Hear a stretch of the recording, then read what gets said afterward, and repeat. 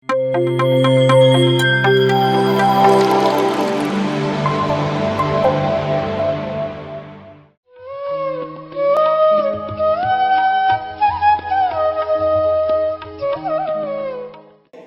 भारत माता की जय.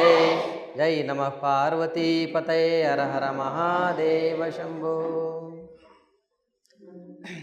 ಪರಮಾತ್ಮನ ಪಾದಾರವಿಂದಗಳಲ್ಲಿ ನಮಸ್ಕಾರಗಳನ್ನು ಸಮರ್ಪಿಸಿ ಪ್ರಾತಸ್ಮರಣೀಯರು ವಂದನೀಯರಾಗಿರ್ತಕ್ಕಂಥ ಪ್ರಪಂಚದ ಎಲ್ಲ ದಾರ್ಶನಿಕ ಮಹಾತ್ಮರ ಪಾದಪದ್ಮಗಳನ್ನು ಹೃದಯ ಮಂದಿರದಲ್ಲಿ ಸ್ಮರಿಸಿ ಈ ಪೂಜ್ಯ ಸಹಜಾನ ಸ್ವಾಮೀಜಿಯವರೇ ಹಾಗೂ ನಾರಾಯಣ ಗುರುಗಳೇ, ವೇದಿಕೆ ಮೇಲೆ ಆಸೀನರಾಗಿರ್ತಕ್ಕಂಥ ಎಲ್ಲ ಹಿರಿಯರೇ, ಪ್ರಮುಖರೇ, ತಾಯಂದಿರೇ, ಮಕ್ಕಳೇ, ಆಗಮಿಸಿರ್ತಕ್ಕಂಥ ಸದ್ಭಕ್ತರೇ, ಎಲ್ಲರೂ ಕೂಡ ಹೃದಯಪೂರ್ವಕ ವಂದನೆಗಳು.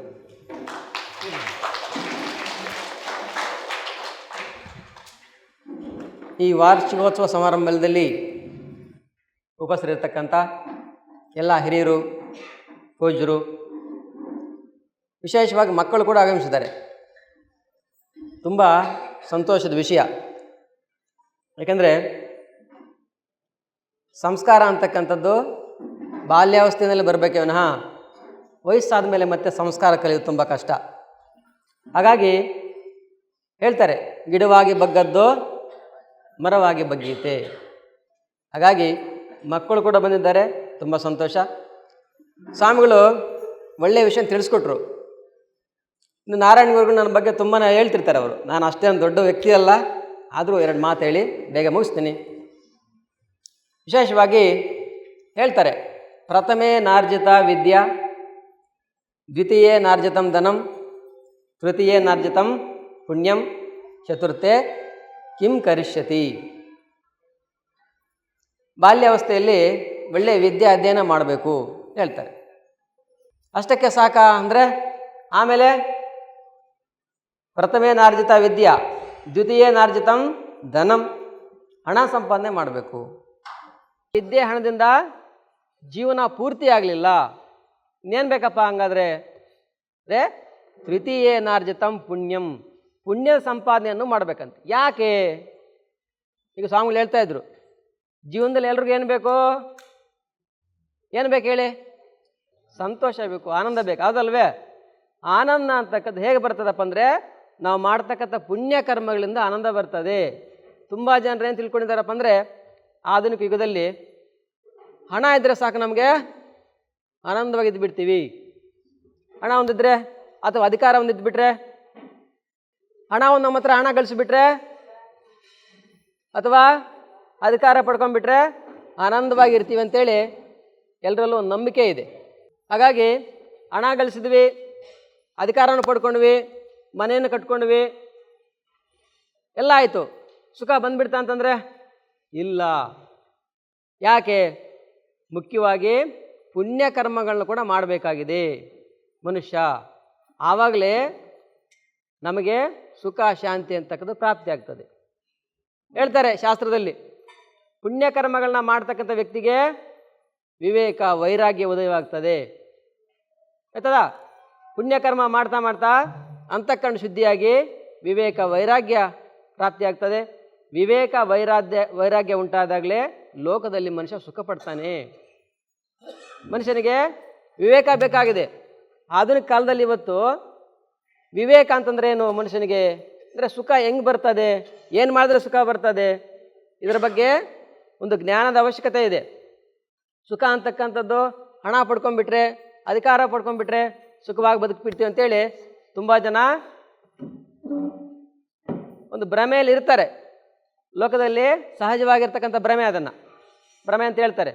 ಹಾಗಾಗಿ ಇಲ್ಲಿ ಪುಣ್ಯದ ಕರ್ಮಗಳನ್ನ ಕೂಡ ಮಾಡಬೇಕಾಗಿದೆ. ಯಾವಾಗ ಮನುಷ್ಯ ಪುಣ್ಯ ಕರ್ಮ ಮಾಡ್ತಾನೆ, ಆವಾಗ ಸಹಜವಾಗಿ ಆನಂದ ಅಂತಕ್ಕಂಥದ್ದು ಹೊರಗಡೆಯಿಂದ ಅಲ್ಲ, ಒಳಗಡೆಯಿಂದ ಬರ್ಲಿಕ್ಕೆ ಶುರುವಾಗುತ್ತದೆ. ಆ ಒಳಗಡೆ ಆನಂದದ ಆಗ್ಲಿಕ್ಕಾಗಿಯೇ ಇಂಥ ಧ್ಯಾನ ಕೇಂದ್ರ ಆಗಿರ್ಬೋದು, ಇನ್ನೊಂದಾಗ ಮತ್ತೊಂದೆಲ್ಲ ಕೂಡ ಮಾಡ್ತಾರೆ. ಅಂದರೆ ಒಳಗಡೆ ಇರ್ತಕ್ಕಂಥ ಆನಂದವನ್ನು ನಿಮಗೆ ಪರಿಚಯ ಮಾಡಿಸ್ಲಿಕ್ಕಾಗಿ ಧ್ಯಾನ ಕೇಂದ್ರ ಮಾಡಿಸ್ತಾರೆ, ಪುಣ್ಯಕರ್ಮನ ಮಾಡಿಸ್ತಾರೆ, ದಾನ ಧರ್ಮ ಮಾಡಿಸ್ತಾರೆ, ಪರೋಪಕಾರವನ್ನು ಮಾಡಿಸ್ತಾರೆ. ಯಾಕೆ ಅಂದರೆ ಆನಂದ ಅಂತಕ್ಕಂಥದ್ದು ನಮ್ಮಲ್ಲಿಯೇ ಇದೆ. ನಮ್ಮಲ್ಲಿರ್ತಕ್ಕಂಥ ಆನಂದವನ್ನು ನಮಗೆ ಗೊತ್ತಾಗ್ಲಿಕ್ಕೆ ಏನು ಮಾಡಬೇಕು? ಮೊಟ್ಟ ಮೊದಲನೇದಾಗಿ ಸದಾಚಾರ ಸಂಪನ್ನರಾಗಿ ಪುಣ್ಯಕರ್ಮಗಳ ಆಚರಣೆ ಮಾಡಬೇಕು. ಪುಣ್ಯಕರ್ಮಗಳ ಆಚರಣೆ ಮಾಡಿದಾಗ ಅಂತಃಕರಣ ಶುದ್ಧಿಯಾಗಿ ಒಳಗಡೆ ಇರತಕ್ಕಂಥ ಆನಂದ ಅಂತಕ್ಕಂಥದ್ದು ನಮಗೆ ಪರಿಚಯ ಆಗ್ತದೆ. ಮತ್ತು ಮನುಷ್ಯ ಆನಂದಕ್ಕಾಗಿ ಹೊರಗಡೆ ಅಲ್ಲ, ಆನಂದ ನಮ್ಮಲ್ಲೇ ಇದೆ ಅಂತಕ್ಕಂಥ ನಿರ್ಧಾರಕ್ಕೆ ಬರ್ತಾನೆ. ಆವಾಗಲೇ ಜೀವನ ಅಂತಕ್ಕಂಥದ್ದು ಸುಖಮಯವಾಗ್ತದೆ. ಅಷ್ಟೇ ವಿನಃ ಆನಂದಕ್ಕಾಗಿ ಇಲ್ಲೆಲ್ಲೋ ಓಡ್ತಿರ್ತೀವಿ ನಾವು. ಆನಂದ ಅಂತಕ್ಕಂಥದ್ದು ನಮ್ಮಲ್ಲೇ ಇದೆ ಅಂತೇಳಿ ಶಾಸ್ತ್ರ ಆಗಿರ್ಬೋದು, ಮಹಾನುಭಾವರೆಲ್ಲ ಕೂಡ ನಮಗೆ ಹೇಳ್ತಿರ್ತಾರೆ. ಹಾಗಾಗಿ ಪ್ರಥಮೇನಾರ್ಜಿತ ವಿದ್ಯಾ, ದ್ವಿತೀಯೇನಾರ್ಜಿತಂ ಧನಂ, ತೃತೀಯೇನಾರ್ಜಿತಂ ಪುಣ್ಯಂ, ಚತುರ್ಥೆ ಕಿಂ ಕರಿಷ್ಯತಿ. ಒಂದು ವೇಳೆ ಬಾಲ್ಯದಲ್ಲಿ ವಿದ್ಯೆ ಅಧ್ಯಯನವೂ ಮಾಡಲಿಲ್ಲ, ಯೌವನದಲ್ಲಿ ಹಣ ಸಂಪಾದನೆಯೂ ಮಾಡಲಿಲ್ಲ, ವಯಸ್ಸಾಯ್ತಪ್ಪ ಪುಣ್ಯಕರ್ಮಗಳನ್ನು ಮಾಡಲಿಲ್ಲ. ಚತುರ್ಥೆ ಕಿಂ ಕರಿಷ್ಯತಿ, ನಾಲ್ಕನೇದಾಗಿ ಏನು ಮಾಡ್ತಾನೆ?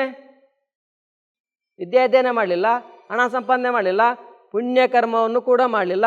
ನಾಲ್ಕನೇದಾಗಿ ಏನು ಮಾಡ್ತಾನೆ ಅಂತಂದರೆ ಸುಮ್ಮನೆ ಹತ್ಕೊಳ್ತಾನಂತೆ ಜೀವನದಲ್ಲಿ. ಕೊನೆಯದಾಗಿ ಜೀವನದಲ್ಲಿ ಏನೂ ಮಾಡಲಿಲ್ವಲ್ಲ, ಒಂದು ಪುಣ್ಯಕರ್ಮ ಮಾಡಲಿಲ್ಲ, ಒಂದು ಒಳ್ಳೆಯ ಕೆಲಸ ಮಾಡಲಿಲ್ಲ. ಚತುರ್ಥೆ ಕಿಂ ಕರ್ಷತಿ, ನಾಲ್ಕನೇದಾಗಿ ಏನೂ ಮಾಡಲಿಕ್ಕಾಗಲ್ಲ. ಹಾಗಾಗಿ ಜೀವನ ಅಂತಕ್ಕಂಥದ್ದು ಸಾರ್ಥಕ ಮಾಡ್ಕೋಬೇಕು. ಸಾರ್ಥಕವಾದ ಜೀವನ ಯಾರಿಗಾಗಿದೆ, ಸಾರ್ಥಕ ಜೀವನ ಅವರಿಗೆ ಆನಂದ ಅಂತಕ್ಕಂಥದ್ದು ಹೊರಗಡೆಯಿಂದಲ್ಲ ತನ್ನಲ್ಲಿಯೇ ಪ್ರಾಪ್ತವಾಗ್ತದೆ. ಅದಕ್ಕಾಗಿ ಇಷ್ಟೆಲ್ಲ ಪ್ರಯತ್ನವನ್ನು ಮಹಾನುಭಾವರು ಹಿರಿಯರು ಎಲ್ರಿಗೂ ಅಂಥ ಆನಂದ ಪ್ರಾಪ್ತವಾಗಲಿ ಅಂತೇಳಿ ಇಷ್ಟೆಲ್ಲ ಕೃಷಿ ಮಾಡ್ತಾ ಇರ್ತಾರೆ. ಈಗ ನಮ್ಮ ನಾರಾಯಣ ಗುರುಗಳು ಕೂಡ ಈ ಒಂದು ಪ್ರದೇಶದಲ್ಲಿ ಇಂಥ ಒಂದು ಧ್ಯಾನ ಕೇಂದ್ರ ಸ್ಥಾಪನೆ ಮಾಡಿ 16 ಜನ ಧ್ಯಾನ ಮಾಡುವಂಥ ಒಂದು ಅವಕಾಶವನ್ನು ಕಲ್ಪಿಸ್ಕೊಟ್ಟಿದ್ದಾರೆ. ಇದನ್ನು ನಾವೆಲ್ಲ ಸದುಪಯೋಗ ಪಡಿಸ್ಕೊಳ್ಳೋಣ ಅಂತ ಹೇಳ್ತಾ ನಾನು 2 ಮಾತು ಮುಗಿಸ್ತೀನಿ. ಎಲ್ರಿಗೂ ಶುಭವಾಗಲಿ. ಧನ್ಯವಾದ. PMC ಕನ್ನಡ ಚಾನೆಲ್ ಅನ್ನು ಲೈಕ್ ಮಾಡಿ, ಶೇರ್ ಮಾಡಿ, ಸಬ್ಸ್ಕ್ರೈಬ್ ಮಾಡಿ ಮತ್ತು ಮಾಡಿಸಿ. ಎಲ್ಲರಿಗೂ ಧನ್ಯವಾದಗಳು.